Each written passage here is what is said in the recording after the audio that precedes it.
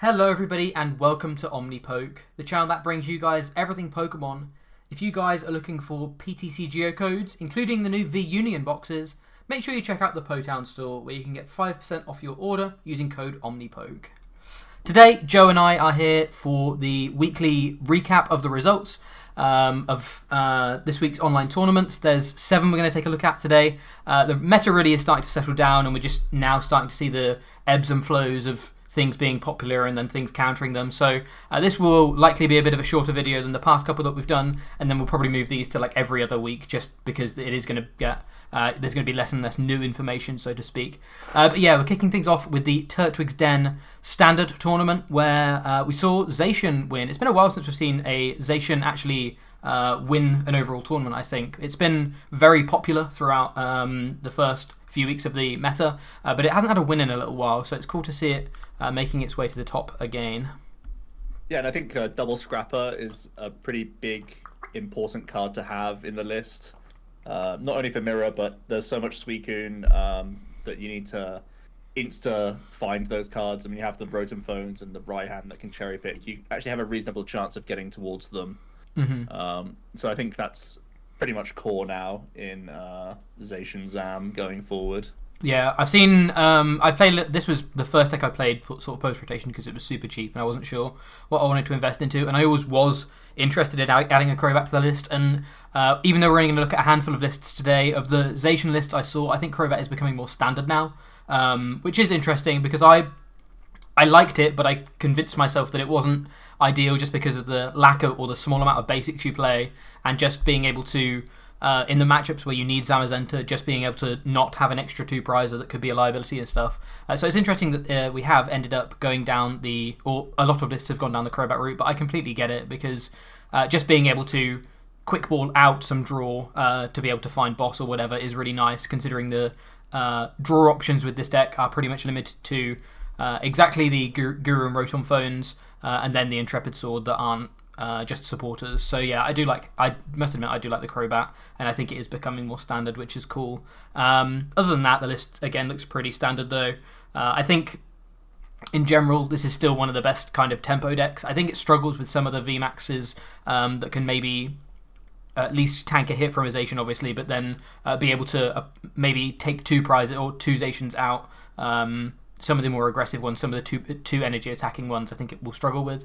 But like you said, it's still really good for dealing with the Suicunes that are all over the ladder. So yeah, I think Zacian still seems pretty strong. It actually came up against a Mirror in the final as well. So clearly it was a good tournament for Zacian. Looks like there were a couple making top 8 and even one in 9th place as well. So pretty good. There's a Shadow Rider and an Urshifu. Again, we're not going to go through all of these lists, but just pointing out some of the key bits here and there. I think this is the highest placement of Shadow Rider we've seen in a long time, and one of the highest placements of Urshifu. So this really was like a back to where people thought week 1 of the meta would be, which is interesting. Maybe that's kind of just going to be what this sort of sine wave of the meta is going to be. It's going to be these decks that we really initially thought were going to be good. I think these 3 decks, Zacian, Shadow Rider, and Rapid Strike, were touted as probably 3 of the best decks going into post rotation. So yeah, it's pretty funny that they were the top 4 decks, and then also Urshifu Moltres, which was another big kind of talking point pre-rotation because everyone expected Shadow Rider to be good, so Urshifu had to work out a way of navigating that matchup. So yeah, really interesting results with this one. It's kind of funny that this was probably like about 4 or 5 weeks ago, everyone would have expected this as a top 8, and then the second, like within the first couple of days, none of these decks were doing amazingly well other than Zacian. So pretty cool to see. I guess some of these decks that we thought initially were going to be very good ended up doing well. As someone just followed on Twitch as well, so whoever you were, thanks for the follow. Jumping into late night series number 7, and Dragapo Intellion is back on top. I think that's the big winner of this weekend, or of this week at least. Looks like this is a crushing hammer build as well.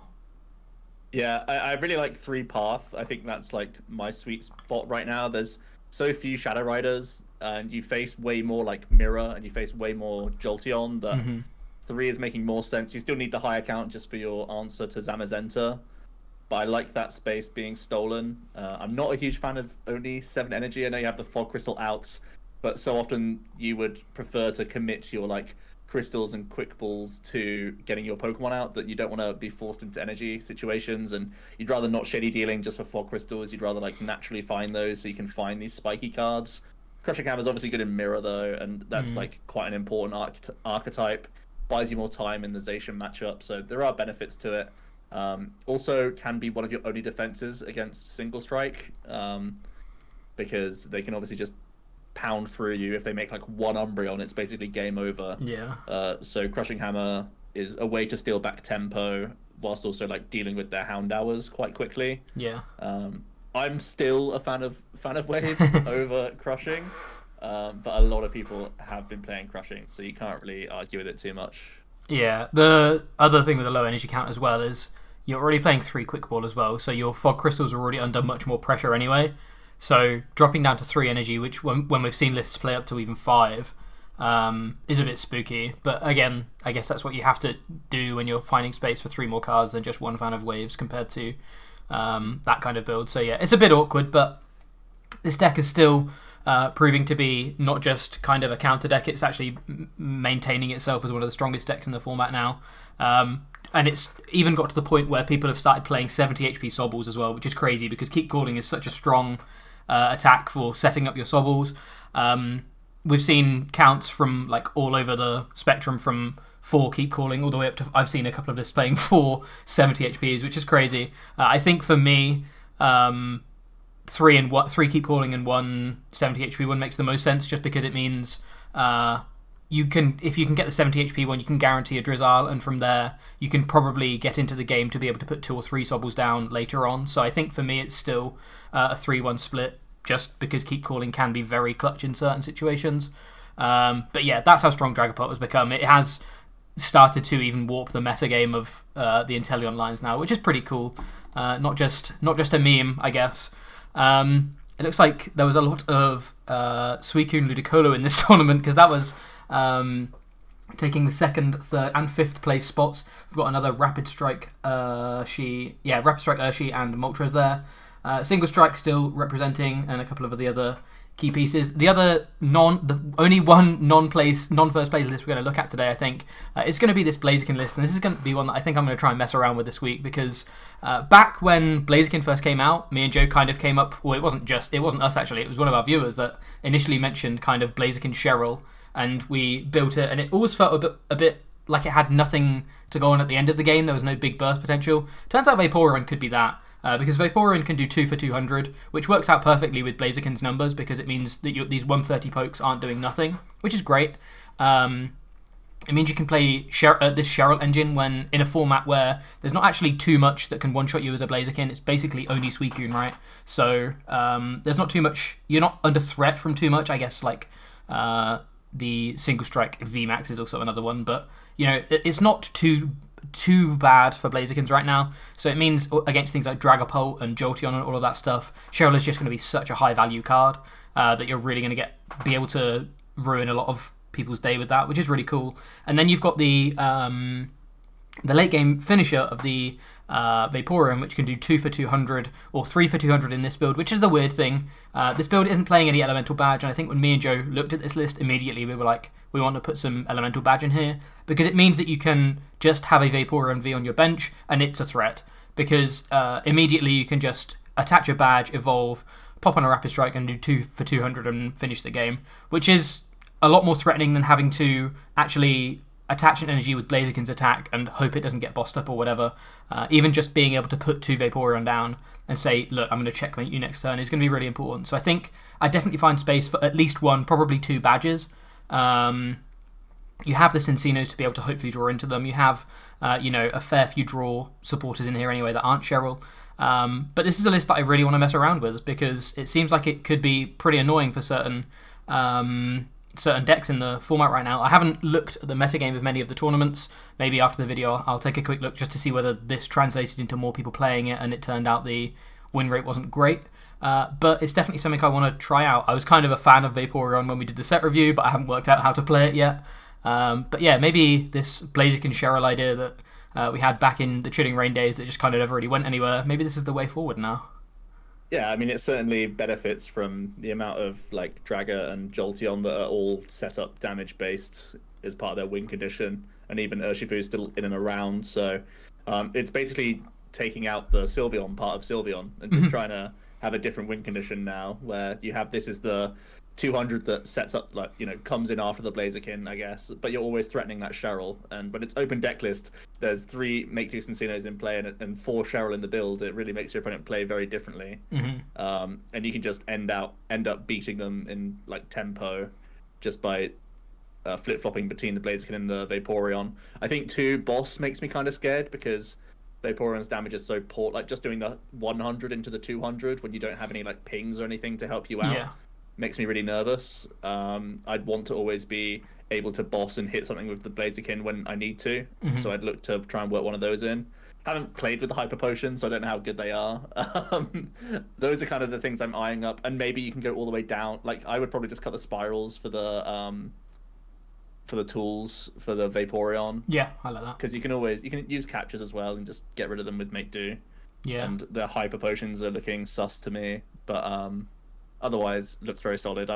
You have to play the paths so you can still get through Zacian Zam. Tower's just a nice benefit for Octillery. So yeah, there's a lot to like here. Yeah, I think it's definitely going to be one I'm going to play around with this week. But yeah, that's going to be the only real list we take a look at that's not a winning list. But as you can see from this tournament, there's, you know, the similar stuff coming into top 16. Chill Series, as usual, was the biggest event of the week. And it was another win for Dragapo. Again, pretty similar list to the last one. This one only playing 1 quick ball, though. That really does make me a little bit queasy. They have at least upped the energy by 1, but even so, it's still very spooky to me. Yeah, I guess people really are willing to find space for these hammers by the looks of it, which is crazy, but they are very, very impactful. As we mentioned when we were initially testing post-rotation like months and months ago, back on Tabletop, we did say that it felt like Hammer could be a very, very influential card if it turned out these sort of 2 energy attackers were, you know, the key pieces of the format, and Dragapult is one of those key pieces, so it does make sense that Crushing Hammer is relevant right now. Again, I feel like I would really try and find spots that weren't quick balls to make space for these. But, you know, we have to make spaces somewhere, I guess. But yeah, again, these lists are all pretty standard these days. Yeah, can't really say too much about the list. I've already said the opinion that I would want less spaces dedicated to Crushing, but it is your best defense against single. Yeah. And it's also very good in Mirror, so like there's so much Mirror that it's kind of worthwhile. It's really annoying for Sylveon as well. Like we haven't seen Sylveon in the top 8, but the amount of Crushing Pulse that's been around could be like a big reason for that. Yeah. This tournament had a couple of features from a couple of decks that we've seen a lot. Jolteon coming in second, Single Strike coming in third. A couple of Leafeons coming in top 8. We mentioned at the end of last week that Leafeon seemed like a potentially good meta call depending on the popularity of Single Strike, because at the end of last week it was the most popular deck, and the Single Strike matchup is like laughable with Leafeon. I've been playing some Leafeon this week, and it is a lot of fun when you're seeing all of these Umbreons about. And to manage to make it into top 8, I think it did marginally better than it did last week. So you know, it did seem like it was a decent play. I think it's probably well, at least for we'll look at the metagame of the Sunday Open, but at least for the Sunday Open, which was the most recent tournament, Single Strike I don't think was the most popular deck anymore, so maybe it's going to return to being a bit more of a fringe pick, but yeah, it did seem like Leafeon was a decent call for this week. You can even see a couple more making it into top 16 as well, so yeah, Chill Series again had some pretty similar stuff. A Suicune Intellion was the winner of the Master Ball tournament. Again, this is kind of the Ice Rider style build rather than the Ludicolo build, trimming it all the way down to a 1-1 Ice Rider. Again, I'm still not super convinced about where I want the Ice Rider line to be. I was pretty happy with 2-2, but I can see it being dropped down to a 1-1. A variety of one-offs in the deck as well. We've seen this with Drizzile Engines kind of forever, but there's all sorts. We've got the Horn, we've got the Scrapper, we've got even the Fan of Waves. We mentioned earlier on how it's a really good tech right now, just gaining back a turn, and against things like Dragapult and even just some of these Suicune decks that are playing heavy capture energy, it's going to be really useful for putting them a turn behind, making them commit to a Suicune or a Dragapult that they know is going to get knocked out next turn, and just kind of quote unquote wasting energy is really good. So yeah, still seems like a very, very solid deck. I think I prefer the mini ice package to Ludicolo as well right now. Just the way the meta's shaking up. Because the VMAXs that you want to kill are Jolteon and Dragapult, and they'll just deny the Lotad anyway, so it just makes no sense to play the candies and whatnot when you could just play this instead and just be a more solid base with a higher damage threshold in the late game. So it makes a lot of sense. And he had like the freest finals ever just beating a Victini, yeah. which is kind of nice. Yeah, there was a Victini in the finals. This was just one of those quad Victinis, which kind of focuses on trying to out-hammer and just be consistent. But yeah, when you end up running into the one deck in the format one of the two decks in the format, I guess, that has weakness on you, it really is a struggle to tank everyone, which is a shame.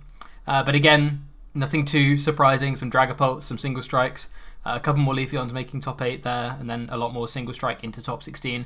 And then, excuse me, Sylveon all the way down in 16th place. I think the one big thing to note that we noticed during this week's tournaments, looking through these results, was basically that Sylveon really seems to have dropped like a lead balloon in terms of win rate recently. It was probably the most popular deck last week, or the most successful deck last week, even though popularity-wise I think Single Strike was slightly higher.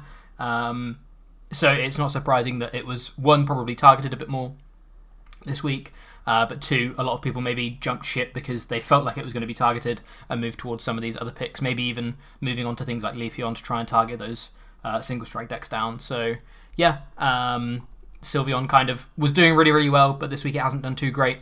The Poke Stats Standard was won by fellow friend Luke Morsa, who was playing the Jolteon Intellion, which has kind of, it's actually hasn't had, well, there's been a couple that we haven't looked at so far, but this is its first win this week, which is pretty cool.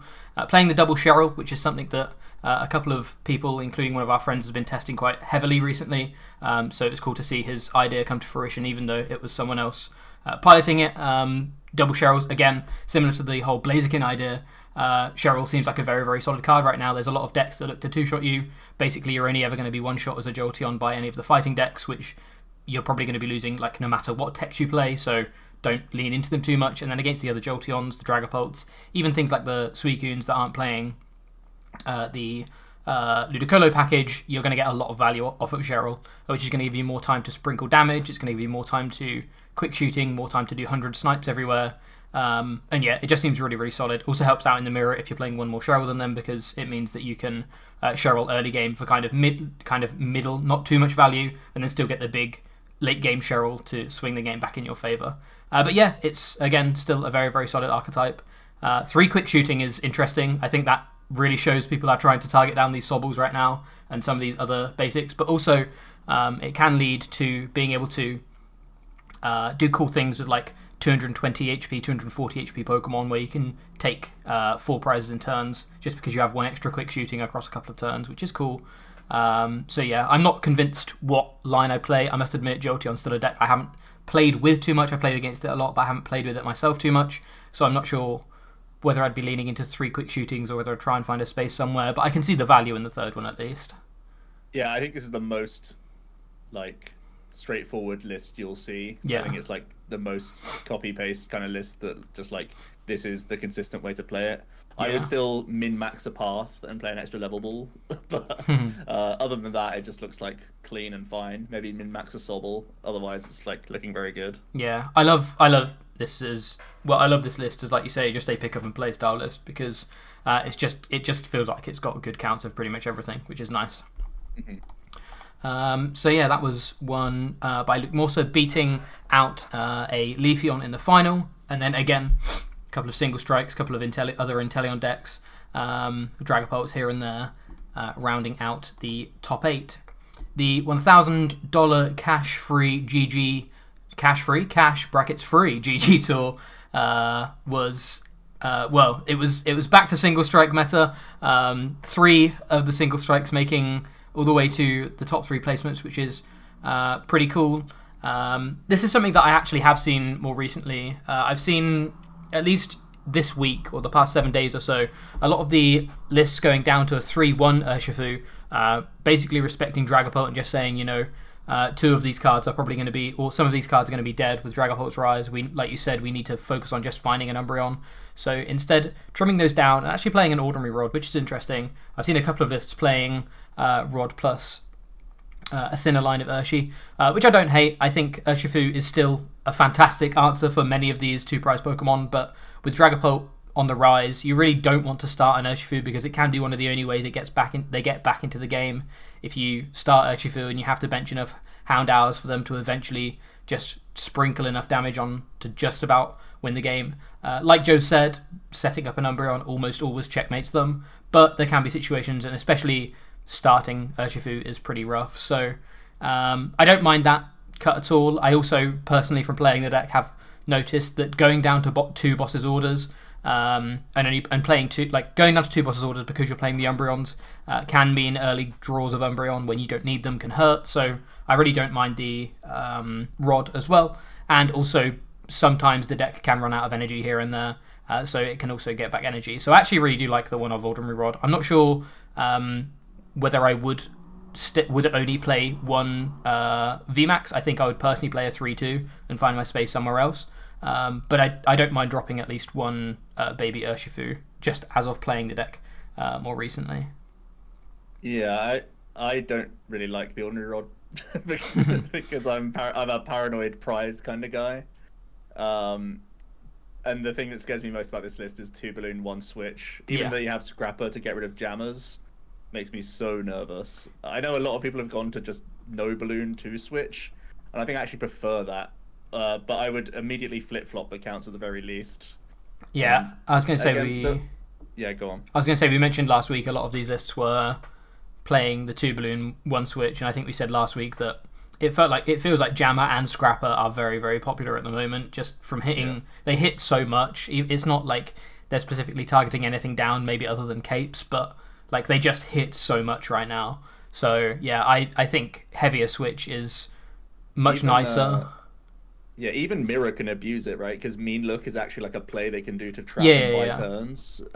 So I would 100% play 2 switch right now. And the Rod is just something I don't want to play, but I understand the logic of why it's like in theory more useful than a second VMAX. I guess I guess the. But it's just like it's when you draw the card, There's times where it's way better, there's times where it's way worse. Yeah. So it's up to you really. If you want to like take the risk of prizing for the small upside of like having an extra 1 fighting energy in the deck when you're like Marnieing to hit 1, that sort of thing, like in the later stages, that's like up to you. Yeah. But yeah, I think single strike lists are, pretty much there for the most part now. It feels like it's here to stay, which is cool because it's been a while. Like single strike was kind of the butt of the joke of the battle styles to begin with, but you can see right now it's the battle style to be, having 3 in top 4 and just having 1 rapid strike in top 4. We have another Leafeon in top 8, a couple more Dragapults, and a couple of results from the Shadow Rider, as well as a Rogue Tornadus down here as well. So there was a bit more variety in this one, but yeah, single strike taking it out in the end. And finally, the Sunday Open was once again a Dragapult fest. There was 3 Dragapults in top 4, and once again, it's a pretty standard list. This time, playing the 3 quick balls instead of the 1. But yeah, in general, they've also, like you mentioned, they've dropped that 4th path to the peak in favour of finding an extra spot for something. Still a fairly low energy count, but yeah, in general, pretty much what most people are expecting. No shady dealings. Intellion is one of the biggest things. It does feel like that can be a big combo piece, to be honest. But yeah, really leaning into the damage counter placement with this build, I guess. Yeah, I mean, I still like the Sun Shield Intel. I think, like, how greedy is 3 Crushing Hammer just to get an extra energy slot in here? Man, Crushing Hammer gamers out here. Yeah, clearly they think it's the best defense you can have to single, which is still a popular deck. Like, it's 10%, almost 10% of the meta share in the Sunday Open. Mm-hmm. Basically tied with Leafeon and Dragapult for like the most popular decks, more or less.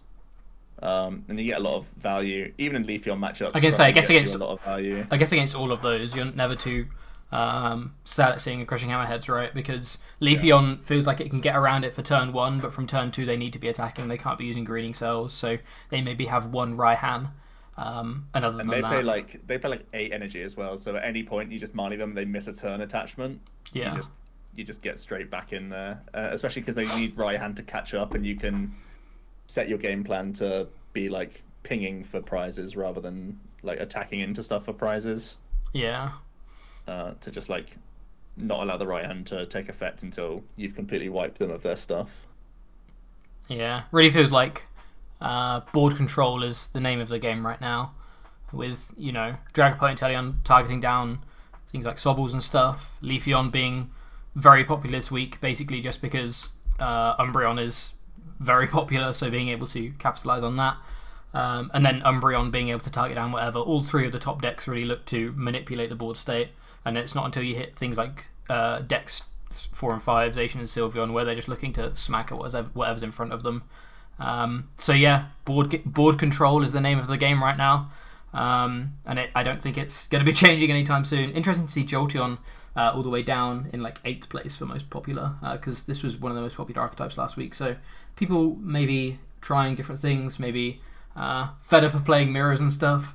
But yeah, pretty interesting stuff. Nothing too crazy. I think, like I said, my biggest take is I want to try out that Blaziken list. I feel like there might be something more than nothing there, but I'm not convinced it's going to be broken. But it does feel like there could be something exciting there. I don't know whether there's anything else from you. Just on the popularity of Jolteon, it might still just be online. They're more difficult to get than Dragapult, and they're basically like they have the same strengths and weaknesses, and like metagame wise, Umbreon hits both for weakness. So it's like you're basically playing the same deck. You're just like the Jolteon is weaker to Urshifu. I guess is the only upside of Draga. So I guess in theory you have a stronger Sylveon matchup. So maybe that's pushing Pult that little bit ahead. But then you have the Cheryl in the Jolteon build to maybe be better than, or like against Dragapult. So they do have their strengths and weaknesses for different tournaments, despite them being like really similar archetypes. But yeah, I think accessibility might be the difference in meta share. Yeah. So yeah, it's pretty short and sweet compared to some of the other ones, but as you can see, we really are developing sort of a metagame now. So maybe you don't expect one next week, but we'll be back in a couple of weeks when we have quite a lot of tournaments to look at, and maybe we'll just pick and choose some of the tournaments where some more varied deck lists have come out. But yeah, other than that, thank you very much for watching. I've been Jack with Joe from Omnipoke, and I look forward to seeing you guys in another video soon. Cheers.